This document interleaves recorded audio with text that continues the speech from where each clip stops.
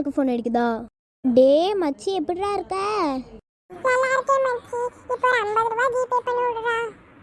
கையில் ஒரு 50 ரூபா கூட வச்சிருக்க மாட்டேன். இப்போ என்கிட்ட 50 ரூபா அக்கௌண்ட்டில் இல்லை, நீ நேர்லேயே வா. நீ வந்து ஒரு ஹோட்டலுக்கு வா, நான் அனுப்பி விடுறேன் வாட்ஸ்அப்பில், அங்கே வா சரியா? டே இங்கே வாடா. ஆமா ஆமா, எத்தனை ரூபா கேட்ட? சரிடா, இந்தாடா.